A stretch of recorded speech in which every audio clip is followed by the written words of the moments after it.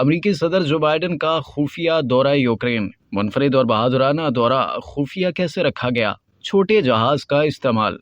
امریکی صدر Joe Biden کی دورہ یوکرین کو کئی حوالوں سے منفرد اور بہادرانہ قرار دیا جا رہا ہے۔ پولینڈ کے دورے سے قبل امریکی صدر جو بائیڈن نے گزشتہ روز یوکرین کے دارالحکومت کیف کا اچانک دورہ کیا تھا، جس نے دنیا کو حیران کر دیا تھا۔ غیر ملکی میڈیا کے مطابق باقاعدہ حملے کی زد میں اور جنگی علاقہ ہونے کے سبب وائٹ ہاؤس کے حکام امریکی صدر کے دورہ یوکرین کو جدید دور میں بے مثال قرار دے رہے ہیں۔ وائٹ ہاؤس کے اہلکاروں کا کہنا ہے کہ ماضی میں جنگ زدہ عراق اور افغانستان کے دوروں کے موقع پر امریکی فوج کی بھاری تعداد بیک اپ پر موجود ہوتی تھی۔ امریکی صدر کے ساتھ صرف 2 صحافیوں کو سفر کرنے کی اجازت دی گئی تھی، جن سے راز افشا نہ کرنے کا حلف لیا گیا تھا، اور ان صحافیوں سے موبائل فونز بھی لے لیے گئے تھے۔ صدر کے ساتھ موجود دونوں صحافیوں کو جو بائیڈن کے کیف پہنچنے تک اس دورے کی اطلاع دینے کی اجازت نہیں تھی۔ اس دورے کے لیے چھوٹے جہاز کا استعمال کیا گیا تھا، جسے عام جگہ سے کافی دور کھڑا کیا گیا تھا اور اس کی تمام کھڑکیوں کو نیچے کر دیا گیا تھا۔ امریکی صدر کے ساتھ بہت ہی چھوٹی میڈیکل ٹیم، سیکیورٹی اور دیگر عملہ تھا۔ امریکی صدر یوکرین کے لیے واشنگٹن سے صبح 4 بجے روانہ ہوئے،